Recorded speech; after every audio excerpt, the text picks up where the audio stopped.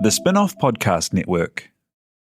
Are you making the most of your KiwiSaver investment? Generate is an award-winning KiwiSaver provider with a track record of strong long-term performance. Making a smart decision now could add tens of thousands of dollars by the time you reach retirement. Book a no-obligation chat with a Generate KiwiSaver advisor today at generatekiwisaver.co.nz/get-advice. A copy of the product disclosure statement is available at generatekiwisaver.co.nz. The issuer of the scheme is Generate Investment Management Limited, and of course, past performance does not guarantee future returns. I'm Toby Manhire, and this is Juggernaut, the story of the Fourth Labour Government, a podcast in 6 parts. Doesn't give my opponents much time to run up to an election, does it? This nation is at risk. What do you think you're up to now, you perverted little liar? I could smell the uranium on it as you lean towards the most radical overhaul in the history of New Zealand's administration. Juggernaut, the story of the Fourth Labour Government, made with the support of New Zealand On Air. Listen now on the Spin-off or wherever you get your podcasts.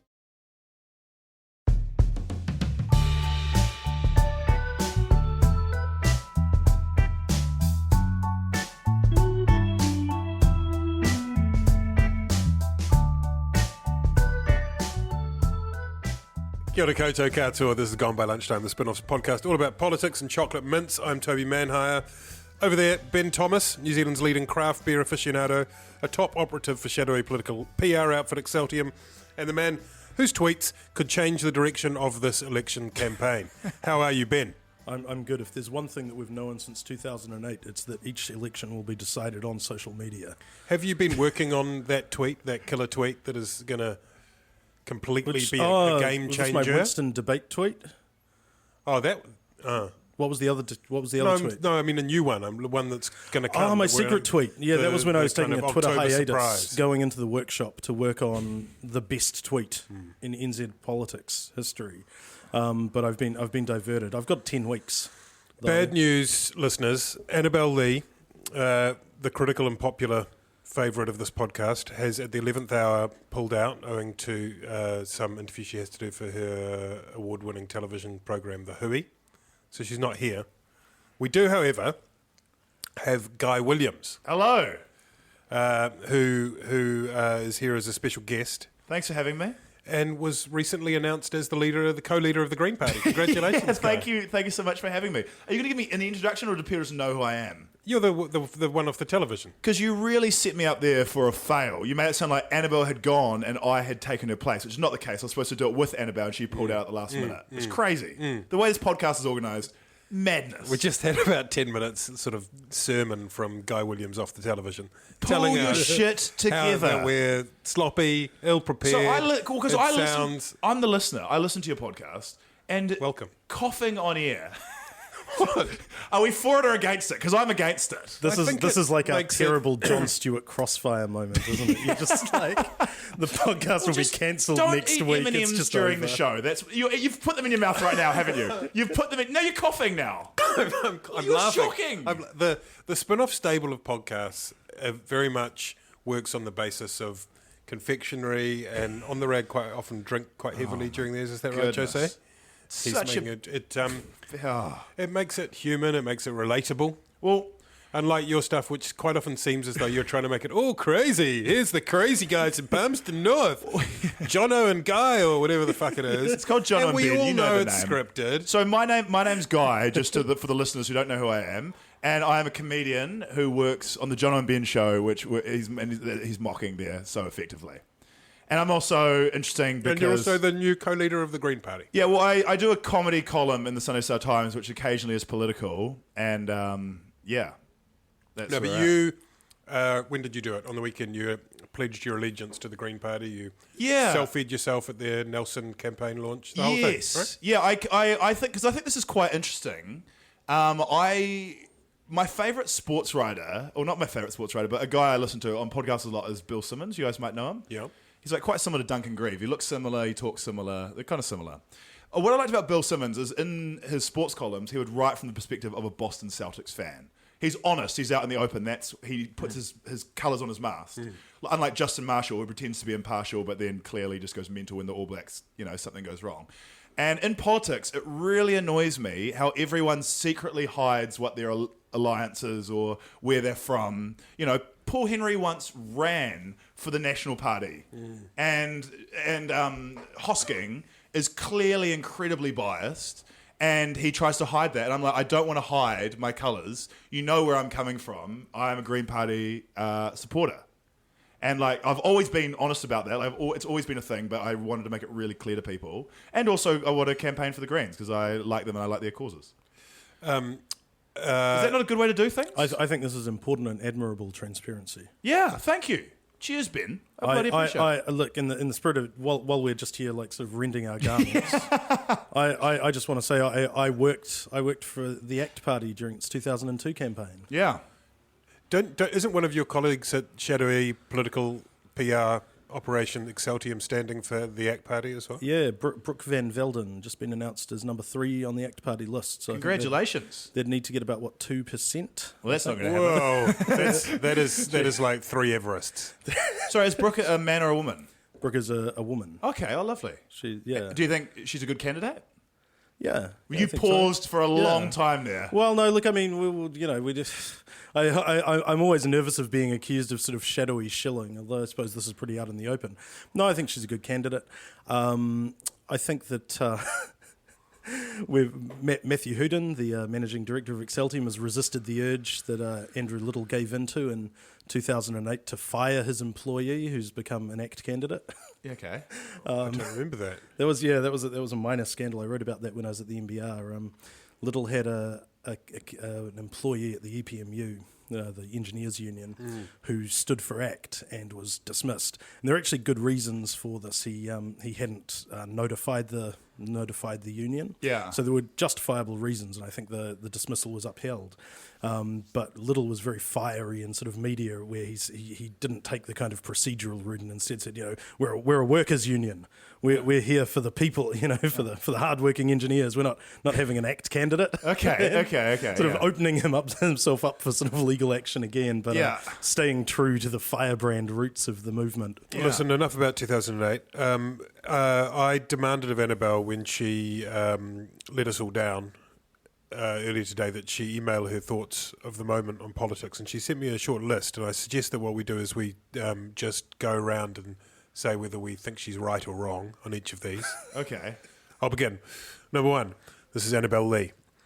Metiria hates Winston. That's Metiria Ture, co-leader of the Green Party with you. You're co-leader. Yeah, I'm co-leader, yeah. Guy. Metiria hates Winston, who's Peter's the leader of the New Zealand First Party. But will still have a 3-way with him. True or false? Is this? Yes or no? Yeah, wrong. This is Annabelle Lee. True. This is her opinions. True. Yeah. Absolutely true. It's true, isn't it? Number 2. Winston hates hippies, but not as much as immigrants. Okay. What about backpackers? Both. Put together. What about Germans with slack lines and guitars playing Wonderwall? I think that answers for all of us. Number 3, everyone hates Andrew, which seems pretty mean. I think she's talking about Andrew Little having a rough time in the polls and generally struggling there.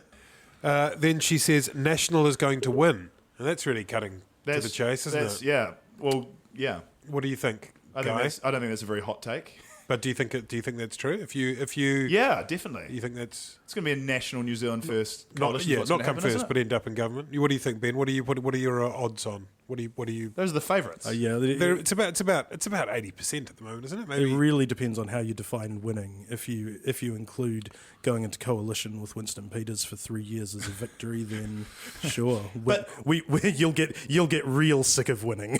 Yeah. Well, if we say Bill English will be the Prime Minister at Christmas. Right now, that's the most likely outcome. That's 80%. Is that 80%? Yeah, but there's a long way to go. Like, anything could happen. It's very exciting. But can I just because I thought that was kind of, can I rewind like 12 steps before? Of course. I think is there something wrong, because you keep on alluding to it, is there something wrong with me coming out and saying I'm a Green Party supporter and stuff like that? Is that dodgy, or is that weird, or is that a mistake? No, I don't think it's a mistake. I mean, I think you'd already. I've done a lot of things for a lot of years, but you're not a reporter. I think it would be problematic if you were a reporter. No, but Hosking is very national, and he claims to be a journalist. Well, I think Hoskin was very John Key. He actively eschews the label journalist, doesn't he? He says he's a broadcaster. Well, but he hosts the leaders debate every year, and that's crazy, right? Is anyone think that crazy? He's a brand ambassador for TVNZ Current Affairs and Sky City. Is he still I don't know if he is a Sky City brand ambassador. Surely he anymore. ended. He definitely used to have the gold card. Hosking, last time round, there was a formal complaint, I think, from the Labour Party about Mike Hosking hosting one of the debates. Yeah, as he should be. Well, But I mean, but the debate was pretty good. very He did a well. good job. But every journalist is. Are you, Toby? Where do you sit? Well, I don't. Nowhere. I don't. I mean, I vote. philosopher king. I do vote. I'm Yeah, not that's like, I mean, there bad. are some, but I don't have any party affiliation, right? I mean, Yeah. I genuinely don't. Where'd you vote in the last election? I'm not going to. Or is tell that you a rude question? I'm not going to tell you that. Yeah. So you don't have to, but it's really interesting because do you have to say you're leaning on Twitter now? Should I put it in my bio? Like, I think it's best to be out in the open and you're like, this is where I stand. Is that not good? I think it's great, but I think that at the same time, people should feel free to disclose or not disclose for whom they vote. Twitter, I think, is a bit bonkers because there's this sort of requirement for sort of lengthy 500-word disclaimers with every tweet. You know, I mean, You don't have to do that. I think if people are easily Googleable, there's no real requirement. Because this is how I first met Ben, and it blew my mind. Is that I knew Ben from Twitter. He's funny, good guy on Twitter. I really enjoy his Twitter presence, and I knew him from the Spin-Off, which is great. So I was like, this is who Ben is. This is what I know. I just follow him on Twitter. My partner is Golreese Gardaman, who's running for the Green.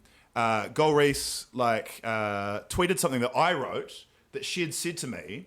That was like that Ben took offence to. Am I right saying that? Yeah. Yep. My column was about John Key giving himself a knighthood and mocking that, right? And in it, I also mentioned that Chris Finlayson made himself a QC. An errant lie. Is that an errant lie? Absolutely. Can you absolutely incorrect. Okay. Yeah. So I Googled you, and the first thing that came up was Exceltium. And I was like, what is Exceltium? And I looked up Exceltium, and it turns out that was the company run by Matthew Hooton, and you work for Matthew Hooton. I was like, oh my God, this is crazy. And then Everything's connected by strings. And then in his bio, in the first line of the bio, they're like, who is Ben? It's like, Ben works for Chris Finlayson. And I was like, what the hell? It's his mate. And then also trying to make an innocent joke in your column and suddenly plunged into the darkness into the of the dark right-wing world. Yeah. conspiracy. And then the craziest thing is that you also in line with you represent Meredith Connell as well, the government, the state prosecutor. And it was just the whole situation just struck me as being like very murky and dodgy. It just kind of, and that's kind of one of the reasons you invited me on as well, because you're like, hey, am I right? Yeah, let's do a podcast. But when obviously when you strip all that back, Yeah. the relevant thing is, putting aside the joke thing or whatever, Yeah. is that I worked in Finlayson's office, so Yeah. I was there when this happened, Yeah. and I know. But also, the truth, but you can also behind it. you can also see why you're a massive conflict of interest. No. No. Okay. No. Okay. Well, I just think when you're on Twitter and stuff like that, it should be like, hey, I'm a National Party employee or former National Party employee who currently works for the ACT Party or something. Don't you think that should be out there? And that's why I'm coming out there. I'm like, hey, I support the Greens. Really, I'm in a relationship. It kind of clutters up the timeline, I think. Yeah, I don't think there's many people who follow me who don't know. Oh, I'd say no one knows. I'd say if they take an interest in. But I think the other thing is, where does where does that conflict of interest issue kind of come into it? Because, for instance, if I'm just correcting a factual mistake you've made, there's no kind of malignant sort of project happening. But you cannot see how this will in future times as a commentator. It's very unusual that you and Matthew Hooton are commentators / PR people. Don't you think that's unusual? No, there's no. Toby, do you think it's unusual? No, a large number of commentators are PR people. Do I think it's unusual or inappropriate? Or unusual? I said unusual, but like unusual. I think it's weird. Are you saying a large number of commentators are PR people? That's bad. This absolutely. Sounds troublesome. I mean, it could be, and it makes me feel uncomfortable. And this is something that makes John Drinnan, the part-time media commentator for the Herald, uncomfortable as well. Yeah, absolutely. I mean, why is he uncomfortable? it's imperfect, isn't it? That it's such that a small people world, have incestuous. Yeah, I mean, it's imperfect. I mean, one of the difficulties when you're trying to find a range of people to contribute in an informed way to a political discussion is just finding them. Yeah. Right? And I'm not saying that Ben is like down the list. Obviously, he's high up the list for us, and we love him dearly. Yeah. But the truth is that it is actually easier to find people on the left who are willing to take part. And if you talk to people who book the commentators for TV and radio, they'll tell you that. And I mean, for my own part, I think it's really important that there's an understanding when Ben comes on this show that if he has any conflict in terms of his clients, he'll declare that and or recuse himself. But I don't think his view. I don't think he shouldn't be permitted to contribute. But I'm just saying how it's very interesting how these guys, they use the word Exceltium as well, which is like kind of like hides it a little bit. Like it should be. I work for the ACT Party. Like it should be mentioned. Like don't you think? Well, I think if you worked for the ACT Party, that would be mentioned.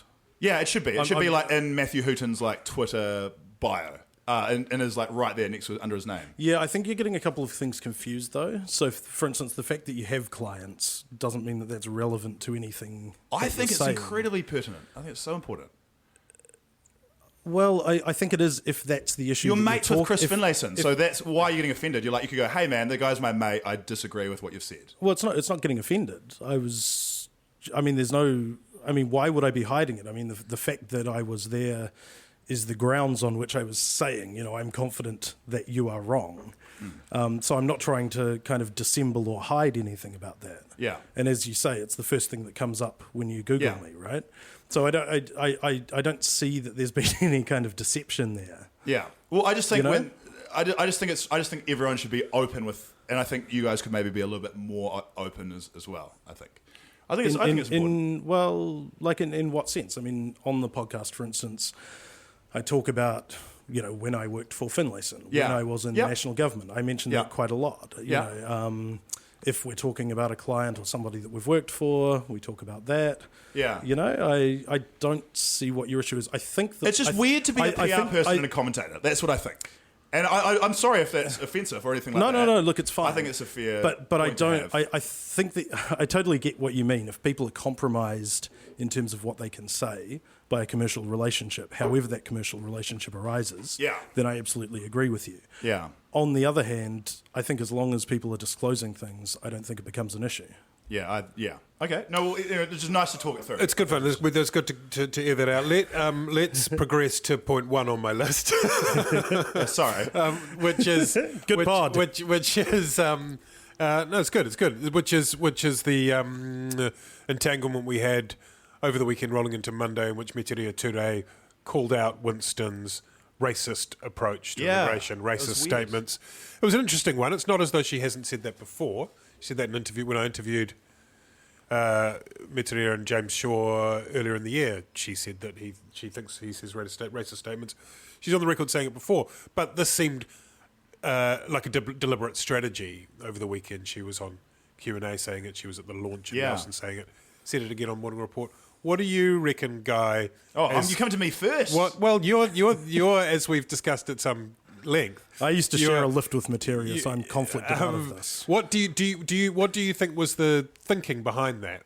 I actually have no idea, and it annoys me as someone who's supporting the Greens because I think don't get tangled up with Winston. It's like a battle you can't win. You know what his arguments are, and you know how he's going to deflect it. And he really, I think, enjoys being called racist because it allows him to go on his rant that he went on Twitter yesterday and stuff like that. One of the funny things he said is is there anything lower in political discussion than calling someone a racist? I was like, yes, being a racist. There's a lot of things you can be that are worse than calling someone a racist. But it did seem like an unusual move, and I don't know. Yeah, maybe I didn't realise it. Well, I thought it was more off the cuff than that. But you're right. It does seem like it was an intentional strategy, and I don't know why you get like bogged down in the muddy waters of Winston Peters. It's certainly a good point. I think that as far as Winston Peters is concerned, being called a racist does him no harm, and it suits him because every time you call, and we've seen this happen overseas in various ways. Yeah. Every time you call that person a racist, you're calling all their supporters a racist, and their response to that is to recoil and say, "How dare you?" And that reinforces the support of people of that sentiment. But what I'm interested in is what prompted the Greens, who've been mostly pretty careful because everyone knows that it's going to require some mechanical, some slotting together of those three parts to form a government. What was the thinking, the strategic thinking that went behind that, do you reckon? Well, because while you'll reinforce the people who are New Zealand First supporters who, kind of want to talk about heaving infrastructure and different cultures but don't want to be called racists, you'll kind of stiffen their resolve. But what you'll also do is draw away people who maybe are a little upset by Labour's kind of silence on the issue. That's a good point. And kind of, because like right now, what's happening is that New Zealand First and the Greens are pulling apart Labour and trying to drain, off that big party. And so the Greens and New Zealand First aren't competing for the same votes. So they can go at it hammer and tongs, and even if that weakens, say Labour's position, it strengthens both of them because they're going to be jostling after the election, right? Yeah. Whoever's the second biggest party after Labour, if there is a reasonable prospect of a left-wing coalition, left-wing centrist racist coalition, then they'll, then that becomes important for those discussions. So that's what it's about. It's about, in my view, it's about the reality, which is that New Zealand First and the Green Party are pretty much. What's the cliche? There's the photo finish. They're right up beside each other in terms of the polling where they're at. And if New Zealand First overtake, which they're tracking to do, overtake the Greens, then that puts the Greens' position, despite having a memorandum of understanding with the Labour Party, puts them in a much weaker footing in terms of negotiating their role in government. Do people, are voters swinging between New Zealand First and Greens? I don't think that's not competing. No, that's not right. So in a way, so that statement in terms of what it stands to gain, the Green Party, just a few days after that, jettisoning the immigration policy that went down like a cup of sick, the one about the 1% of population capping.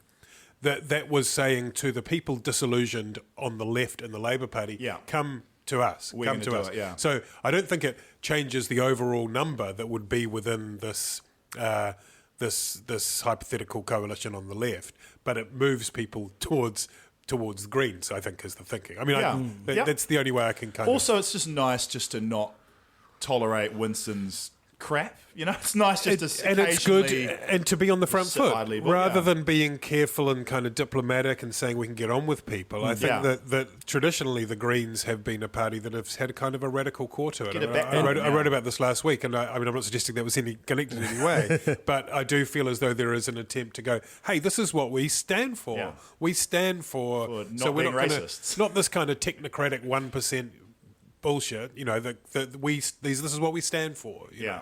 And there's a gap in the market, right? Because none of the other parties, Labour and National in particular, are willing to call out, racism, xenophobia, because they all want to be able to woo Winston. Whereas if Winston's already on the left, he has, if he's decided to go with Labour, he has to deal with the Greens. So weirdly, we have this situation where we've got on that one issue, and maybe on a few others too, we've got the National Party and Green in a much more coordinated position together versus Labour and New Zealand First, and some have argued that one of the Greens' Achilles' heels is having ruled out working with National, or they say it's not that it's the National have implicitly ruled out working with them. Whatever it is, you're closer to the Green Party membership than we are, Guy. Guys, I'm literally just I'm not that close. Well, okay. Well, you were at the party launch. I'm not trying to ask you to speak on part of the Green Party. Oh, that's quite funny. I thought you were doing a joke. Yeah. No, I wasn't doing a joke. It's a genuine question. I'm because my sense is the issue on paper, in a way, it works, and there is more leverage. There's more bargaining power. All that for a Green Party that have left open the possibility of working with the National Party, where they could find some policy They could find some policy agreement. Yeah. My question, I guess, what I wonder is what it would do to the party base if the Green Party said, "Hey, we're up for coalescing with National." Yeah. No, I don't think that's ever been an option, right? That's crazy talk. It's Yeah, just media spin. I mean, look, politically, it would put them in a much stronger position. Oh, yeah, you know, yeah. but in terms of the game. in particular, in terms of negotiating with Labour, who have cut them out sort of successively, in Labour governments. But the Green membership won't stand for it, and that weakens your position even further if no one will vote for you. Turns out you weaken your positions by having principles. It's a bad thing to do in politics, to have some principles. And what really amazes me, by the way, can I say, because I thought you were joking, I don't speak for the Greens at all or have much involvement. No, of course not. I'm literally just a comedian. Okay, anyway, not even a very good comedian. What I think is amazing is that, right, where is New Zealand First getting this air from, right? Besides people like Matitia bringing him back into the news, is that they're getting it from high levels of immigration, which has been done by National. And I think it's weird that New Zealand First doesn't attack National more. And I know... they've been going pretty hard. Winston Peters did call on Bill English to resign. Good point. I mean, he's definitely started his bidding. Okay. And because that's really the conflict. And I think it's weird when New Zealand First is getting tangled up with Labour and the Greens. I was like, shouldn't you be taking... Well, I mean, I think that was sort of an aberration. And that was the mistake New Zealand First have mostly been going hard at National. If you watch as I did for my sins, watch the whangarei unveiling, to the surprise of the nation, Shane Jones as sidekick, if not deputy leader, to Winston Peters, wearing a, what was it? Make New Zealand First again. Make New Zealand great again. Oh, yeah, Make New zealand First again. It was a play on those Oh my famous words. God. Anyway, it was all National have betrayed the regions, National have betrayed New Zealand, National have, and that's in large part, I suspect, really because National are the government. So they wouldn't get much traction by saying Labour are terrible when they were in power 9 years ago. Yeah, but that's what National does whenever they get in trouble. But it is remarkable to think that there has been so much focus on this Green versus New Zealand First thing. Yeah, when actually. And Winston has talked about consequences. This kind of terrifying. I can't wait to hear what those consequences are. On Morning Report, he said something like, yes, there will be consequences, and consequences are in the future, and that's what the consequences will be. And everyone goes, what does he mean? In about a week, Winston will be like, I've seen the consequences. That's right. I'm not at liberty right now, but just you wait, sunshine. In my office. But in terms of the rhetoric that's been unleashed against the National Party, as you said, calling for Bill English to resign as Prime Minister, and yet, come September 24, let's talk, right? That's still the likelihood. Shane Jones, shall we touch on him briefly? Oh, you got to touch on Shane Jones. Does it make a big difference to New Zealand First? Obviously, there's another bit of media attention apart from anything else. But does he? Sitting on 11 in the polls, a hell of a lot better than they were at this point before the last election. That's not thanks to Shane Jones, is it? No, if you let me finish my sentence, Guy Williams. Sorry. Thank you. Does he let them kind of give them an opportunity to really surge even further, I guess is what I'm saying. Is it like, having another lead singer to come on and wow the crowd? Yeah, it's good to see a little bit. I have no idea who's in the New Zealand First Party, but behind Winston, they've been very shallow for a long time, right? So it's exciting to see they have a little bit of depth there. But I just assumed he was Winston Peters' retirement plan. Like he's got to retire or die, whichever comes first, sometime. And then Shane Jones, is that not? I think there's an opportunity there. I think the idea is that he's the heir apparent.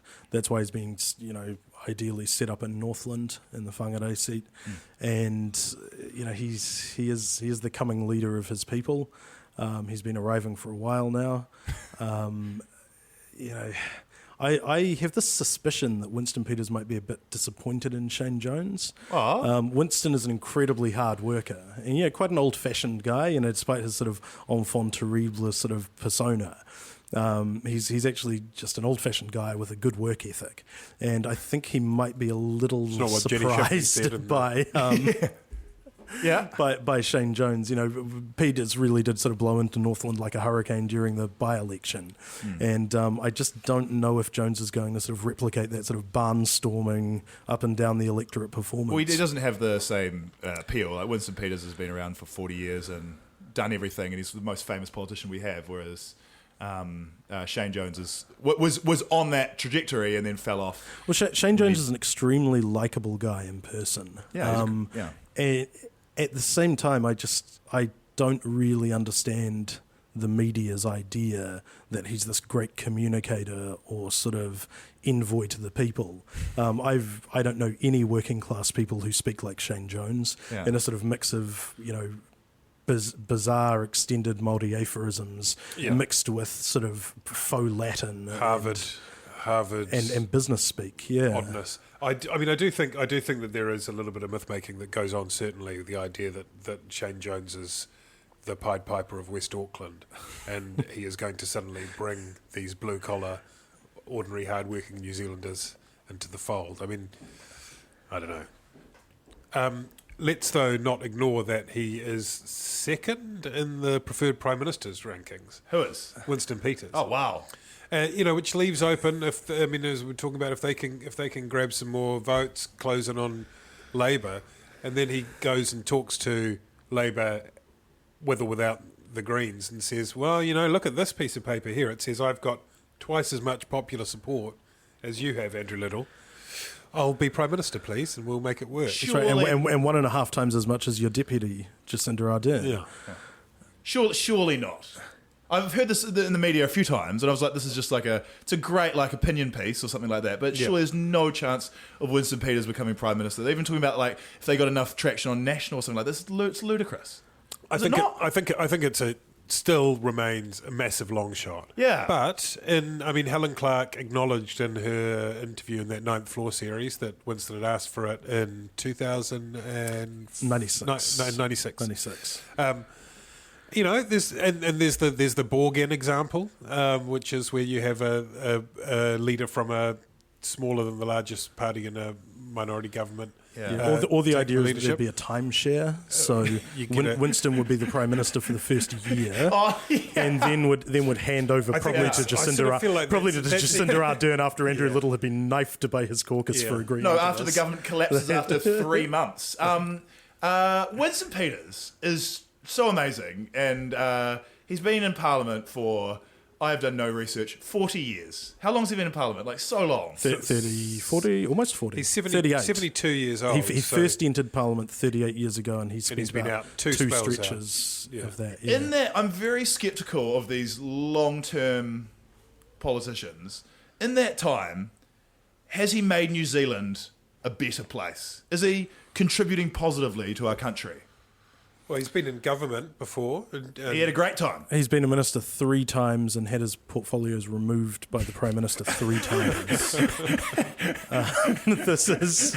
But like, I was like, because he's keeping them honest. I'm just so interested in like legacy, what drives politicians, why they're doing it, why they're in it, and he seems to enjoy politics for some of the same reasons that I enjoy it, the theatre of politics. And I'm really interested when he looks back on his career, what he's going to hang his hat on and go, I was in there for all those years, and I did this. Yeah, I got a gold card. Yeah, I think that this year is the exception. I think this is when he really wants to kind of do his legacy for Northland, kind of go up there like an elephant's graveyard. He's returned to his ancestral home seat and now just wants to kind of give something back before. You reckon? End. Yeah, absolutely. That's I just think he just like enjoys just going around and drumming up enthusiasm and trying to win at the game of politics. Am I wrong? Am I wrong? I'm wrong. I think that's certainly something he enjoys. There's definitely a kind of... That's what motivates him. He doesn't dislike being You can see the mobbed by adrenaline crowds. in him kicking in now. I mean, a year and a half ago, he looked like a kind of... He looked semi-interested, half awake. Yeah. Now he looks half awake, but pumped full of adrenaline. Yeah. I mean, he really is. He's engaged. He's there. You can see he's loving it. His eyes are sparkling. I mean, you know, he's doing well. Let's talk about Labour. Who are... Sorry about the cough there, guy. It's very unprofessional again. It's shocking. Appalling. Policy. Let's talk about policy. I mean, Andrew Little is struggling clearly to get the points in the leadership ratings, but they're trying to get some momentum with the families package that was announced yesterday. There were sort of dueling policies announced. You know, it was really campaign time yesterday when Labour had their families package, National had their infrastructure loans thing, which they did a great sell on. What did you make of all that, Ben? Looking at the policy stuff yesterday. I don't really know how to use Excel, so figuring out Labour's family package was pretty challenging. Yeah. I think briefly from looking at it, the people who win are people with 0 to 1 year olds, people with 2 to 3 year olds who are under $95,000. Old people get a little bit more than they would have through National's tax cuts, which will be scrapped by Labour. Yeah. So these were the bracket changes that were announced in the budget that would come into effect next tax year. Yeah, so there were bracket changes for taxation that National announced. Labour proposes to do away with that. They're going to keep the working for families increases that National announced, plus have a new increase of $500 a year for the first child, up to a certain income. Yep. They're also going to increase the threshold at which working for families abates, but they're going to keep National's new higher abatement rate on that. They're introducing Stay with us. They're introducing a new parental credit. This is for the 0 to 3 year olds, which abates at 20.8% over $89,000 for 2 and 3 year olds. They're keeping the accommodation increases, and they're introducing a new payment for winter for superannuitants and beneficiaries of $450 or $900, $700 a year. Which is good timing, given this is the super cold snap through the year. Absolutely. Yep. I mean, so the thing is, some people win, particularly 300,000 beneficiaries will come out better than under National. 600,000 superannuitants will come out marginally better because superannuitants would be getting an increase in their superannuation because superannuation is calculated on the average wage after tax. So National's tax cuts would have increased superannuation, right? Now, all of this is extremely complicated. The effect on the accommodation allowance as well. Stephen Joyce was talking about. I mean, Stephen Joyce had the line, didn't he, when he said this? They've come up with a convoluted spaghetti of entitlements, you know. Yeah, which he nailed it, did he not? Like, he just slapped it away so easily. It was he's like the master of. He's the kind of quick response unit. Opposition to opposition. He's one thing that he said was that 2.2 million New Zealanders would miss out on their national tax cuts. And in a way, that's right. Some of them will be doing better because of working for families, and superannuitants, who are about 600,000 of those people, will actually be better off because of these payments. So there's a lot of obfuscation happening on both sides. Quite a lot of obfuscation. The point that Joyce struggled with, I think, is that the tax cuts do mean that if you're well off, you get a big tax cut, because that's one of the realities of moving the brackets. Well, anyone who's on over $52,000 a year will get the maximum of $20 a week. Yeah. Well, no, you get a lot more than that if you're on $200,000 a year. No, surely? No, because it's just the brackets. So the maximum tax cut anyone gets under National is $1,000 a week. Is that right? Yeah, because all they've done is move the middle income brackets up. So it's actually a capped tax cut. So the top tax rate stays as it is, yes. Yeah, that's right. Okay. But even so, the problem is, does a cabinet minister, goes the argument, warrant a tax cut? You know, that's the one that's hard to answer if you're talking about redistribution of money to people in need, right? Oh, sure, but you could say, should a superannuitant who's got a $5 million house get a $450 winter heating credit? But I'm actually really interested in just how much progress the two major parties have made turning our tax system into a complete clusterfuck in the last 3 years. In terms of complexity? Yeah, well, probably 3 years is an exaggeration. It's actually since Working for Families was brought back in 2005. But since then, it's just become more and more complicated. Back in the 2005 election, Labour had a calculator to show how much you'd save from your student loan payments. National had a calculator to work out for your tax cuts. And here, you're talking about sort of 6 or 7 different sort of multi-variable entitlements, and that makes it very difficult for people, I think, to compare. But it does go kind of it makes it clear, even just notwithstanding the convoluted clusterfuck, pasta, whatever it is, it sort of sets out stalls about, where Labour stand and where National stand. Yeah, and those traditional positions of believing that people should have their money to spend it properly, or believing that there should be more support for people who need it. This is why it is infuriating to be left-wing in New Zealand. One of the big frustrating things about this election and you're just trying to support parties like Labour and stuff like that, they can't. I'm having a problem doing it right now too. They can't just clearly. They can't put out a clear message. It's that simple. It's like this was an opportunity to attack the government over supporting the rich and not supporting the poor.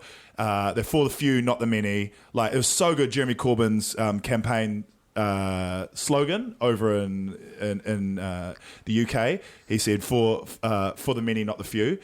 This is great opportunity for Labour to attack, to score some points, to win over the everyman, and instead they unleash like something that no one really understands yet, and it easily slapped down in one comment to the media by Stephen Joyce, and they're back to where they started, sliding in the polls and going nowhere. It's so annoying that they can't just make it very clear for people that you should vote for us, and this is why, and they're not going like, "Oh, there's going to be this happening, and if you're earning under this level, just make it very obvious and very clear." Like, it's a marketing thing. Well, I mean, it's a PR thing. One of the things that would solve both of your problems, which is something that old mate Gareth Morgan is backing, which is the universal basic income. Which is the idea that everyone gets, and that would take care of both of the problems, and that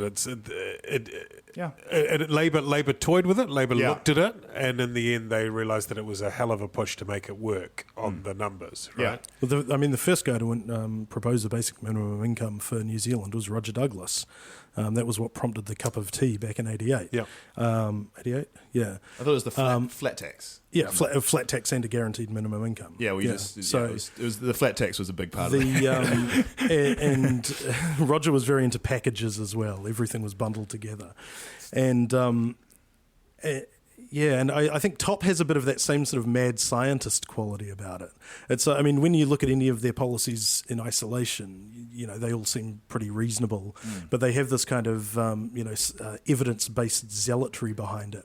So, for instance, it's easy enough to draw the graphs for a flat tax rate, which they also suggest capital tax, and a basic minimum income, but then they also say, well, we've looked at the evidence and we must have a multi-upper house.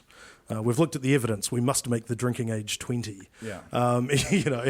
We've looked at the evidence, and we've seen that the evidence is that if you start railing against the establishment, you start getting votes. That's the most important evidence-based policy they've got, I think. But are they a real thing? Do you sense, Guy, that the Opportunities Party are a real thing? They're tracking one. Stephen Mills said on the radio this week that in Labour's private polling they were on 1.7 two times in the last 6 months. The other person that I've had mild internet beef with for no reason whatsoever is the number 2 in the TOP, Jeff Simmons. Jeff Simmons, because I wrote an article which I thought was funny. Again, my comedy was getting me into trouble.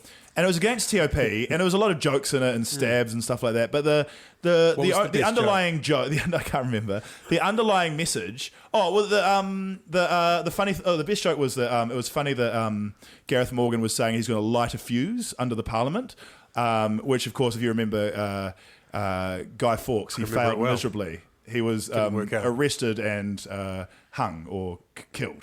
Or was he lit on a bonfire? Is that how I don't know. Well, anyway, that's how we remember it, isn't it? Anyway, which is my point about the TOP party, is that they are looking like they're going to try and light a fire and fail miserably. And so my argument was, what are they doing if they're not going to challenge either an electorate seat or get close to the 5%? They're wasting time. Are they not? They're just taking up airspace and hurting the left's chance. That was my argument. Yeah. And he was like, "You're a mouthpiece for the establishment Greens." I was like, whoa. Step back to... I thought, just answer my question. Do you think you're going to make it to 5% or not? The Greens don't want to be associated with me. But I mean, that is sort of an argument in a way, because you could make that argument of any nascent political force, right? I mean, if these are the principles we're founded on, wherever you come from, might as well have a go, right? I'm sick of these rich men stepping in and trying to shake up the political system just with their own bank check. It's happened 3 times in the last 6 years. There's been Colin Craig, Kim.com, and now Gareth Morgan. It seems like a vanity project. I'm like, Gareth Morgan, if you want to make a legitimate change to New Zealand, find a party that you support and put your money into it and try to make the change from the inside. And if one of the changes you want to make is make it easier for small parties, make Parliament more democratic, then good on you. But don't do it in this weird way. You're just putting billboards of your own face around town. It's very, very frustrating. Ben, he's got a point, isn't he? Thanks, I got a point. Really hard to get into Parliament if you don't have sitting MPs. I mean, it's never been done. ACT did it in '96. That's but they were an offshoot of and no, they didn't have any sitting MPs. They were sort of the remnants of the Douglasite sort of dream. So they proved the other way you can do it with a lot of money. And they had a lot of money, and they made it to about 5.5 or something, and they were gifted an electorate seat by National in that election. Yeah. It's hard to see how you can do it without that. I mean, New Zealand first made it back into Parliament 3 years later in 2011. Yeah. But again, Winston not really the same as Gareth Morgan. Yeah. I mean, Colin Craig got to 4 at one stage. 4.2. I mean, there was a lot of wasted vote at the last election. If things hadn't gone belly up in the last 10 days or whatever, who knows? But right now they're just not. They're not even in the ballpark. They're not a thing. They've got 12. They've got a Facebook page where they say incendiary things about abortion. I don't know if that'll... I don't know if that's official. I don't mean to be so policy. disparaging, because the way I felt bad for the guy because he was attacking me like I was like the establishment or something like that. And I was like, no, I think a lot of the ideas you're putting forward are great, and I love the idea of making New Zealand Parliament more democratic and stuff like that. But just try not to splinter the left vote like this, or don't try and chip away. And the Greens aren't the establishment. They're a party that's trying to shake things up as well. And I don't know why you're why we're fighting amongst ourselves as well. It seems like we're shooting ourselves in the foot, whereas National just has this massive block that's just powering on in the same way that Helen Clark used to. And meanwhile, but that's always a bit of special pleading. That's the same as the Labour Party says to the Māori Party. Look, don't worry, we've got Māori's best interests at heart. Don't for sure, that was a long time ago. Yeah. Don't worry, we've got this. You guys don't need to. So I mean, people. I mean, the nature of politicians is that they'll always think that they're representing people who don't necessarily want to be represented by them. Yeah, that's a good point. We should wrap this up soon and focus on the M&Ms that are still sitting there before us, which Guy's very, very diligently avoided because he's professional. Yeah, I love M&Ms, but I'm like, just don't chew on the mic. It's rules. But so can you have one in your mouth lodged? No, you sound bad right now. I haven't got one in my No mouth. coughing on mic. No eating M&Ms on mic. I'm making minimum levels, guys. Minimum levels. And also, we should prep what we're going to talk about beforehand a little bit. We've got a lot of other stuff to do. Guys, there's competition now. There's another podcast. RNZ's out there. Oh, the Tim Watkins. There's another podcast. I heard it the other night. They were good. Guy Espiner was saying that Winston Peters is a rock star. That's not what you were saying before we started. He's a rock star. No, I was about to build up and then slam it down. I think it's funny that Guy Espiner always says that Winston Peters is a rock star when Winston Peters is not a rock star. He is like Gary McCormick. He's a guy who's got a few old jokes. He's travelling around the RSAs around New Zealand, appealing to old people. And don't get me wrong, he's very popular, but that's not what a rock star looks like. Unfortunately, who is the most rock star politician in New Zealand? I don't think there is one at the moment. They're all very I guess if you want to say Shivers, you just snookered me there. Well, Winston Peters would be the closest to it. But that's not saying much. No, see, I don't know. No, based on trashing hotel rooms, it's Shane Jones. That's a different kind of thrashing. Let's wind this podcast out. There had to be that joke there. I maturely stayed away from it. And can I just say thank you for having me? And it's about time that there's a podcast with it's about time straight white men had got their opinion to be said. And can I note that Toby felt bad that we're doing a podcast with 3 men, and as he should, rightly so. I wouldn't say, but I'd say more angry with Annabelle for letting us down. Appalling. But these guys did make an effort to have some diversity on the panel and failed miserably. But thank you so much for having me. I hope I've been... Hey, thanks for coming on, Guy. Okay. It's been fun. If you found that even moderately tolerable, you can subscribe to us and give us a brutal review on the iTunes or the podcast. No, you don't want that. You don't do that. Don't say that. because Well, that will other people say actually on that'll hurt you. But people say that on podcasts. No, you're doing a joke, but it actually will hurt you. Say, give us a 5-star review, even if you hate it. Oh, I see. Because it just helps you go up the rankings. Give us a 5-star review for our podcast, even if you didn't like it, and we will send us a self-addressed stamped envelope, and I will send you some M&Ms. Can I? Is that allowed? Yeah, that's mildly okay. Good on you guys for doing this. So New Zealand needs a podcast like this, and I enjoy listening to it. And it was really fun and really awesome to be part of it. So thanks so much for having me. No, thanks, Guy. Thanks, Ben. It's great to have you along. Yeah, nice to meet you in person, bro. We'll reconvene in a fortnight. Thanks, cheers, guys. Thanks, Ben. Thanks, Jose. Peace.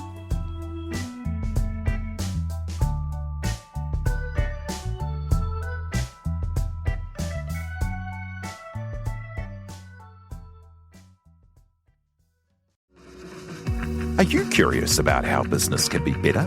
I'm Simon Pound, and I host Business is Boring, a podcast where I cordial with some of the most interesting people in entrepreneurship, commerce, and making things happen. Tune in to Business is Boring every Tuesday, brought to you by the Spin-Off Podcast Network in partnership with Spark Business Lab. Do you find it hard staying optimistic with all the financial news in the media? I'm Bernard Hickey, and on my podcast, When the Facts Change, I'm here to help you navigate the ever-changing landscape of economics in Aotearoa. So join the conversation every Friday on When the Facts Change, brought to you by the Spin-Off Podcast Network in partnership with KiwiBet. The Spin-Off Podcast Network.